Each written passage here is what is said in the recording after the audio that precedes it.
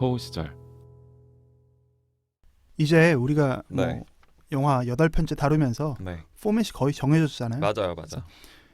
여기서도 뭐 댓글 만능주의인데 이 순서 좀 별로다 하면은 의견 남겨주시면 저희가 뭐 고려해 볼게요. 바로 바꾸죠. 네. 저희 어느 정도 익숙해지긴 했지만 뭐 근데 이제 저희의 의도는 이거예요. 이제 그 내용 영화라는 거를 정말 우리가 이 주변에 있는 사람들 같다는 느낌을 가지고 이 인물 중심으로 한번 맞아요. 재배치해 보자. 그렇죠. 그런 어떤 의도를 가지고 있는 거긴 한데 마음에 안 드시면 바꿔야죠, 당연히. 바로 바꿀 수는 없고 그것도 역시 고려. 네.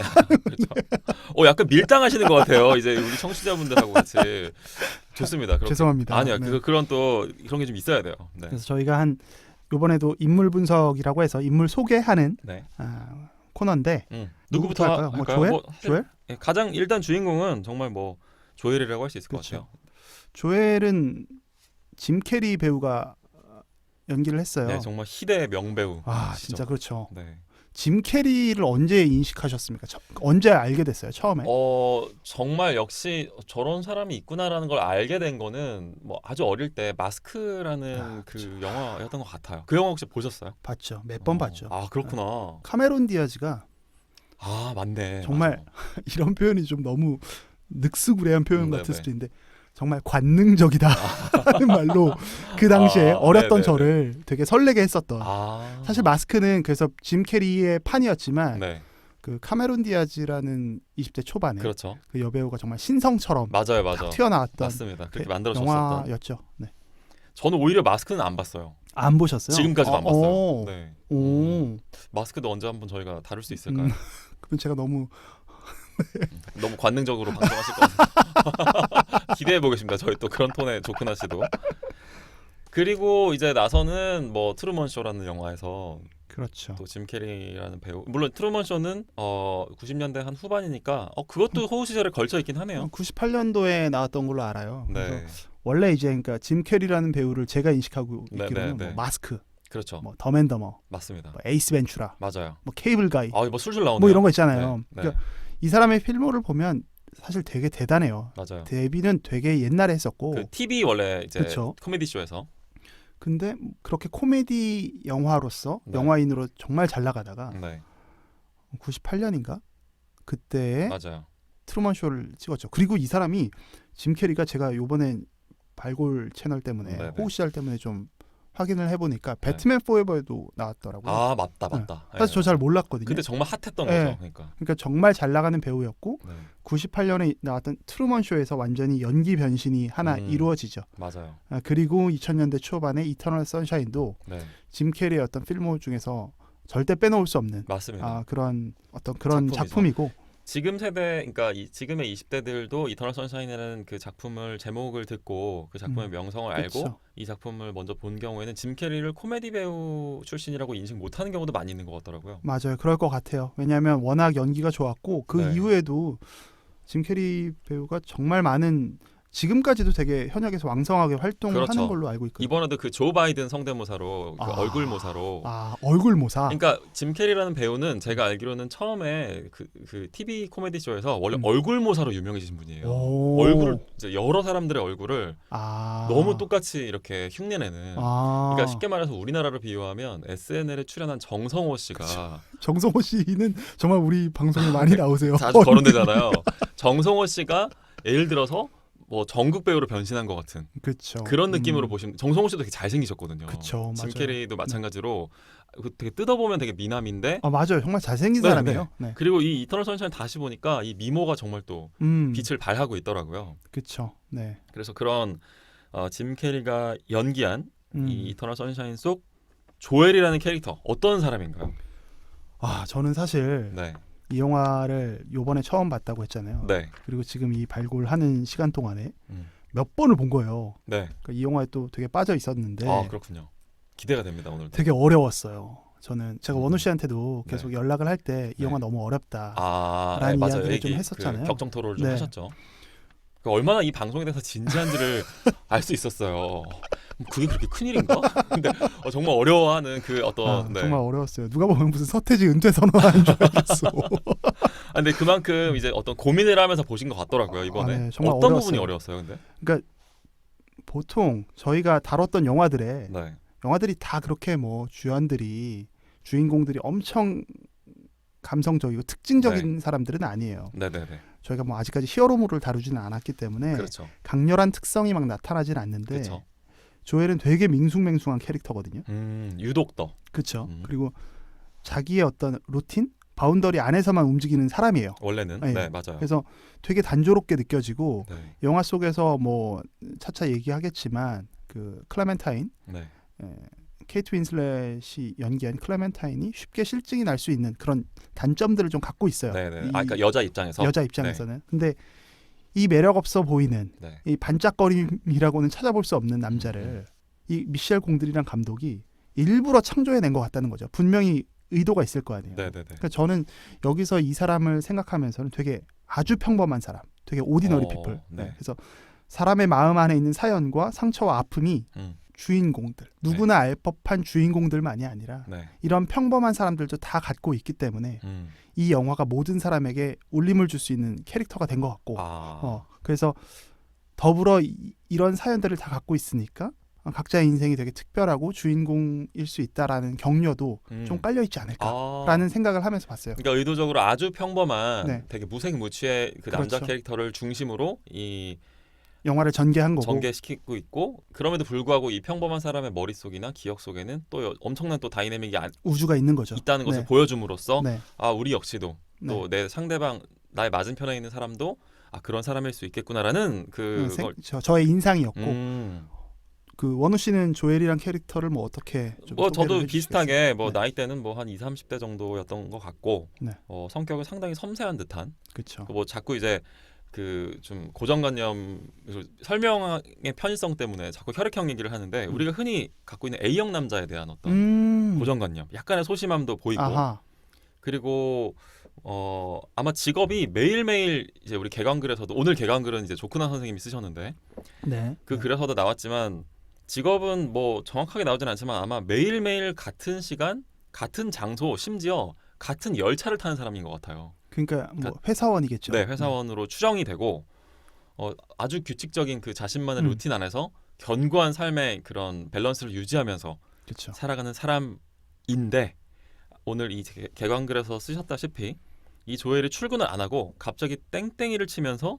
이 몬탁이라고 하는 곳으로 가는 열차를 타는 맞아요. 이 발렌타인데이의 아침에서부터 얘기가 시작이 되는 거죠. 그래서 뭐 이 짐 캐리라는 배우가 영화 진행되면서는 진짜 뭐 되게 정극 연기를 하는데 근데 저는 또 이번에 다시 새삼스럽게 한번 보면서는 이게 또 코미디 연기를 하면서 그 나온 그 연기 내공들이 또 빛을 발하는 부분들이 있다. 그러니까 짐 캐리였기 때문에 가능한 그렇죠. 씬들이죠. 막 4살짜리 꼬마 연기를 한다든지 그렇죠. 이런 거는 이게 되게 엄청나게 어려운 연기를 그냥 이렇게 했구나 짐 캐리였기 때문에 언젠가 원우 씨가 코미디언들을 정말 존경한다는 얘기를 한 적이 있거든요. 네, 저는 진짜 코미디언을 정말 위대한 직업이라고 생각해요. 특히 아예 개그 쇼가 아니라 코미디 쇼가 아니라 이런 정극에서 이렇게 같이 믹스를 하니까 그 발군의 활약이 정말 맞아요. 드러나는 것 같아요. 맞습니다. 그래서 저도 되게 짐 캐리라는 배우를 특히 제가 좀 되게 특별하게 생각하는 것도 있어요. 짐 캐리는 너무너무 그러니까 왜 우리가 코미디언 중에서 신동엽 씨를 볼 때도 뭐 그런 19금 드립도 잘 하고 그렇지만 사실은 또 되게 가족사에서 약간의 아픔도 있고 또 우리가 뭐 신동엽 씨만은 아니겠지만 뭐 퇴근하고 나서는 되게 말수도 별로 없고 그런 또 개그맨들에 대한 어떤 우리가 갖고 있는 그런 인상들이 있잖아요. 맞아요. 그런 인상에 되게 잘 부합하면서 짐 캐리가 그런 얘기도 한 적이 있더라고요. 뭐 자기는 이 세상 모든 사람들이 한 번씩은 되게 유명해질 수 있었으면 좋겠다. 맞아요. 저도 그런 얘기 들어봤어요. 보신 적 있으시죠? 유명한 얘기죠.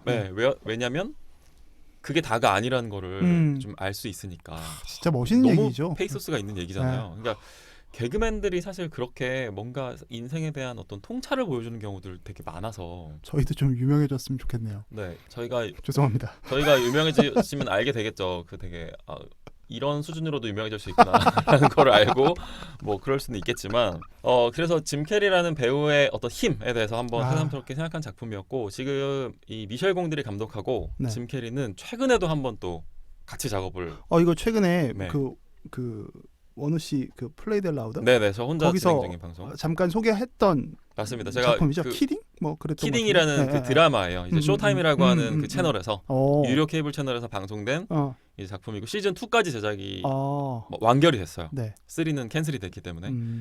그래서 이 작품 역시도 저는 강력하게 좀 한번. 이거는 뭐 넷플릭스에서 볼 수 있나요? 왓챠에서 보실 왓챠에서? 수 있어요. 네, 왓챠에서. 근데 그래서 미셸 공드리 감독과 다시 한번 거의 한 20년 만인 거죠. 20년 만에 다시 한번. 근데 여기서도 아니나 다를까 짐 캐리의 그 강점이 되게 발휘되는 그 배역이에요. 여기에서 어린이 프로그램을 통해서 되게 유명해진 인물로 나오거든요. 네. 사실은 내면은 정말 지금 되게 썩어가고 있는 그런 상황. 문드러져 있는 사람이에요. 인생에 너무나 큰 고난을 맞이해서 그럼에도 불구하고 어린이들에게 되게 꿈과 희망을 말해야 되는 되게 그런 좀 거짓말 같은 상황에 직면한 한 남자의 내면 붕괴를 보여주는. 짐 캐리는 그런 정말 페이소스가 느껴지는 영화들을 정말 잘 소화하죠. 작품들을. 맞아요. 네. 그래서 언젠가 그런 얘기 한번 하신 적 있으시잖아요. 조쿠나 씨는 그 로빈 윌리엄스 특집을 한번 해보고 싶다. 그렇죠. 네, 제가 정말 좋아하는 배우죠. 언젠가 진짜 로빈 윌리엄스가 나오는 영화도 저희가 한번 다뤄보고 싶고 그 영화에서 이제 조쿠나 씨가 어떤 코멘트를 하실지도 되게 궁금한데 저는 짐 캐리 특집을 한번 해보고 싶다는 생각이 들 정도로 저한테는 되게 또 특별한 배우이기도 한 이 배우가 조엘이라는 되게 밍숭맹숭한 캐릭터를 연기하고 있고 이 영화를 조엘이라는 남자의 1인칭 영화라고 봐도 좀 되는 부분도 있겠죠. 뭐 사실 그렇죠. 이 사람의 막 머릿속으로 들어가기도 하니까요. 거의 뭐 한 60% 이상은 이분의 이야기니까요. 네.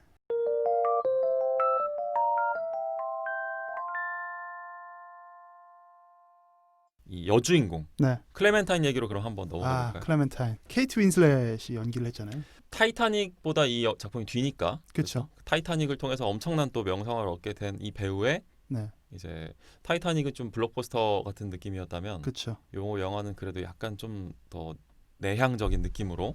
맞아요. 케이트 윈슬렛도 되게 작품 선정을 잘하는 것 같아요. 보면 연기를 또 되게 잘하는 배우고 그 블록버스터였기 때문에 좀 폄하된 부분도 있고요. 오히려 사실 타이타닉에서 그 로즈 역할은 영화사에서 이제 손꼽히는 민폐녀의 역할이잖아요. 그렇죠. 사람들이 어떻게 이해할 수 없는 한 남자의 인생을 되게 드라이하게 다시 보면 요새 그렇게 틀어서 이야기하시는 분들 많으니까 보면은 정말 진짜 그런 것 같아라는 생각이 들었지만 맞아요. 그 당시에 전 되게 좋아했어요. 제가 다 좋아했죠 정말. 타이타닉이라는 영화를 너무 좋아했고 좀처럼 그 포스터 같은 걸 제가 안 붙이는데 타이타닉 워낙 많아서 막 공짜로 받은 것도 있지만 그래서 저도 괜시리 이제 방에다가 조쿠나 씨가 방에다가 뭘 붙이기도 하시는군요. 지금은 미니멀리즘을 지향하지만 세상에 그 정도로 저희 타이타닉도 언제 한번 정말 할만한 충분히 할만한 작품이고 댓글 달아주시면 뭐 사실 케이트 윈슬렛 하면 그 디카프리오가 케이트 윈슬렛을 그리는 그 장면 있잖아요. 그 장면에서 왜 이렇게 이상한 표정으로 그 얘기를 하세요? 아니 그 장면에서 제가 너무 긴장해서 제 침 넘기는 소리를 들리지 않게 하려고 되게 긴장했었던 기억이 나요. 저는 그 영화를 보면서 조금 야했잖아 거기. 무슨 말인지 알겠다. 이제 어렸을 때니까 당연히 그 19금이 아니었거든요 그 영화가. 맞아요. 근데 원래는 19금이다. 원래는 근데 이제 거기서 커트가 하고 나왔잖아요. 그러니까 근데 그 부분에서 제가 굉장히 긴장해서 봤었던. 혹시 그 와중에서도 내 침 넘어가는 소리가 들리면 어떡하지라는 생각에. 여자분이랑 보신 모양인데요. 그런 얘기 하시는 거 보니까. 아니요, 그러진 않았어요. 그러지는 않았고 확언컨대 아니었어요. 같이 보내는 기억이 안 나는 거 보니까 여자는 아니었어. 슬프다. 저는 갑자기 그 얘기 들으니까 생각나는데 그 방자전이라는 영화 있잖아요. 그 영화가 저는 그냥 사극인 줄 알고 그 영화 저희 어머니랑 같이 봤거든요. 근데 그 영화가 너무너무 야한 거예요. 그건 정말 야하죠. 그래서 저는 그때 그래서 말씀하신 대로 침 삼키는 소리를 그 아들의 침 삼키는 소리를 줄 수 없다. 되게 고군분투했었던 기억이 나네요. 그러네요, 진짜. 정말 힘들었던 생각이 나는데 이 클레멘타인과 조엘은 그러면은 기차에서 일단 처음 만나는 것처럼 나오잖아요. 저는 이 만남 장면을 보면서 저희가 호우 시절에서 다뤘던 첫 작품 그 비포 선라이즈의 첫 만남을 좀 연상을 했었거든요. 기차라는 공간이 갖고 있는 어떤 특별한 의미가 좀 있나 봐요. 우리가 다룬 영화에서 정말 기차가 많이 나와요. 생각해보면. 맞아요. 생각해보면 그런 건데 이게 비포 선라이즈 영향이 좀 있을까요? 근데 약간 그 결이 좀 다르긴 하잖아요. 뭐 이것만으로는. 그러니까 방송을 진행을 하는 입장에서 보니까 비포 선라이즈가 연상된다라고 하는 반가움을 가지고 봤는데 말씀하신 대로 조금 결은 다르더라고요. 그 비포 선라이즈만 해도 에단 호크랑 줄리 델피가 뭐 부부싸움을 하는 다른 커플을 보고 다른 공통의 화제를 삼아서 물꼬를 텄다면 그쵸. 조엘과 클레멘타인은 그래도 상당히 직설적으로 관심 표명을 하는 것 같더라고요. 하이 막 바로 시작하잖아요. 바로 거의 뭐 나 너한테 관심이 좀 가라는 거 아닌가요? 네. 그런 것들이 이 클레멘타인이라는 캐릭터의 어떤 자유로운 성격? 확실하게 표현하는 자유분방한 성격 같은 거를 더 보여주지 않았나라는 생각도 들었는데 어떤 사람인가요, 이 클레멘타인은? 클레멘타인도 이제 뭐 제가 받은 인상을 좀 말씀을 드리면 케이트 윈슬렛은 연기 폭이 결코 좁지 않은 배우예요. 넓은 배우인데 그래도 그 짐 캐리에 비하면 뭔가 되게 얌전한 느낌? 좀 조용한 느낌? 배우로서 이런 게 좀 있잖아요. 짐 캐리라는 사람이 워낙 유난스러운 역할을 많이 했으니까. 그런데 이 영화에서는 캐릭터상으로는 클레멘타인이 감정의 진폭이 훨씬 커요. 맞아요. 그리고 짐 캐리가 맡은 조엘이 훨씬 차분하거든요. 맞아요. 그래서 어떤 배우가 갖고 있는 이미지와 캐릭터가 갖고 있는 역할이 서로 크로스가 되는 거예요. 오, 이거 재밌는 관점이다. 되게 교차되는 것 같은데 이게 되게 이질감이 생기는 것보다 오히려 몰입하게 하는 거죠. 그러니까 이 두 배우가 얼마나 훌륭한 배우인지를 저는 다시 한번 증명한 요소고 미셸 공드리가 탁월하게 캐스팅을 했다라는 또 되게 캐릭터 배분도 절묘하게 밸런스를 맞춘 것 같다. 왜냐하면 이거 조금만 안 맞으면 진짜 이상해질 수 있는데 두 배우의 호연 속에서 이거 되게 근데 좀 재밌는 날카로운 관점인 것 같아요. 이게 사실 클레멘타인 같은 여자분들 있잖아요. 근데 일단 얘기부터 하면 조쿠나 씨는 조엘을 보면서 자신의 모습을 좀 발견하셨어요? 네. 그죠? 전 많이 그죠라는 말. 아니 왜냐면 저도 그랬거든요. 전 정말 많이 발견하는 것 저는 너무 나 같은 거야. 네, 맞아요. 근데 그렇다면 클레멘타인 같은 여성을 좋아해 본 적 있으세요? 있기는 있는 것 같은데 쉽지 않았던 것 같아요. 그러니까 뭐 교제 어떤 근데 그러니까 정식으로 교제는 안 됐던 것 같아요. 그냥 호감을 품은 정도까지만. 네, 거기 어디까지나 호기심인 것 같고 호감이었던 것 같아요. 왜요? 뭐 좀 진행되니까 좀 아닌 것 같다는 생각이 들던가요? 그래서 이 영화를 보면서 공감을 많이 한 것 같은데 그러니까 서로 너무 다를 때 언어가 너무 다를 때 그런 것들이 좀 생각보다 쉽지 않다. 뭐 이런 마음을 가졌었죠. 왜 이 얘기를 꺼냈냐면 이건 뭐 저의 좀 개인적인 얘기니까 그냥 간단하게 치고 넘어가면 될 얘기인데 저는 이런 게 재밌더라고. 클레멘타인 같은 여성을 만난 적이, 그러니까 저로 하여금 클레멘타인을 연상케 하는 사람이 있어요. 그리고 그 사람이 이 영화를 저한테 추천해 준 거였어요. 진짜? 되게 비슷한 뭔가 되게 즉흥적으로 이렇게 행동하는 예를 들면은 예술의 전당에 그 음악 본수 있잖아요. 이게 국내 감성이 아닌 거야. 되게 좋아하는 공간이죠, 원우 씨가. 제가 좋아하는 음악 분수를 보고 있다가 이제 너무 좋은 노래가 나오고 너무 좋은 이제 분수의 그 조명과 이런 것들이 있을 때 갑자기 일어나서 춤을 추는 거예요. 우와, 되게 멋있다. 그런 사람 보신 적 있으세요? 유러피언이네. 유러피언이야. 그러면서 갑자기 스페인어를 이제 이 친구가 부전공을 했었는데 너무 자세하게 얘기하시는 거 아니에요? 뭐 상관없어요 이제. 뭐 네루다라는 시인, 파블로 네루다. 그 시인의 시를 막 읊어요 스페인어로. 거기서?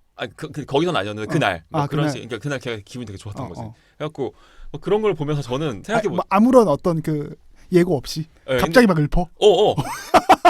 그러니까 조엘 같은 사람인 제가 보기에 얼마나, 그러니까 예를 들면은 저는 나도 같이 춤을 춰야 되나?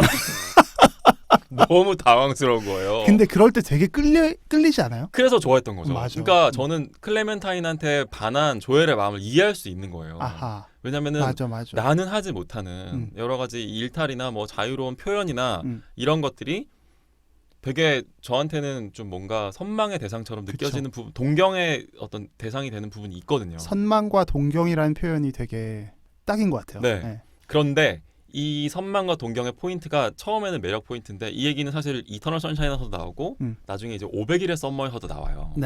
근데 이 두 영화의 공통점 중에 하나가 처음에 그 매력 포인트였었던 요소들이 나중에는 싫어지는 포인트가 된다는 거를 너무나 정확하게 밝혀주고 있다는 거죠. 저도 그랬거든요. 왜냐면은 그날만 자유분방한 게 아니거든요. 보통은 사람의 장단점이라는 거는 이거를 상황을 가리지 않거든요. 보통은 다 자유분방한 게 결코 매력이 아닌 상황에서도 자유분방하게 같더라는 거예요. 저의 관점에서는. 그래서 뭐 상대적인 건데. 거니까. 그래서 마찬가지로 그분의 입장에서는 제가 또 너무 나분하고. 재미없고 막 그런 느낌일 수 있었겠죠. 그래서 저는 그렇기 때문에 되게 또 젊은 시절에 이 영화를 공감하면서 많이 봤던 것 같은데 클레멘타인은 뭐 일단 나이대는 비슷하게 또래라고 볼 수 있을 것 같고 맞아요. 그 무슨 일을 하는 거죠? 이 사람이 서점에서 약간 안젠 노블스라는 서점에서 이제 알바 같은 느낌 아닌가요? 근데 서점에서 계산해 주시는 분인 것 같아요. 뭐 책도 뭐 찾아주고 그런 하시는 분이죠. 그런 일을 하고 있고 역시나 아까 조엘도 그렇게 했으니까 혈액형으로 비유를 하면은 뭐 B형 여자 혹은 뭐 AB형 여자 같은 맞아. 예측이 불가능한 AB형에 대한 통상적인 관점이 있는 것 같아요. 물론 되게 틀린 부분도 많겠지만 어쨌든 저희가 그런 통념상의 설명을 하기 위해서 말씀을 드리는 거고 이렇게 열차에서 만난 이 두 사람이 보스턴에 있는 찰스강으로 같이 향하게 되죠.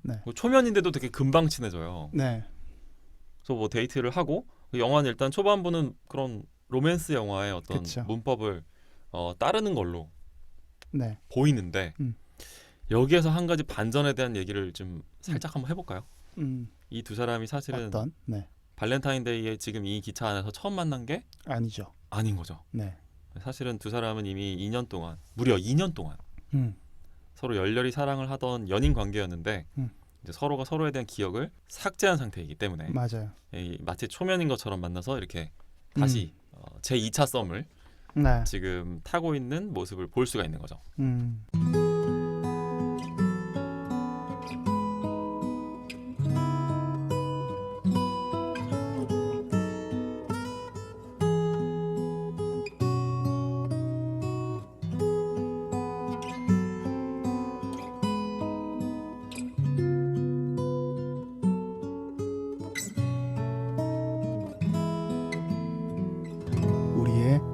호우 시절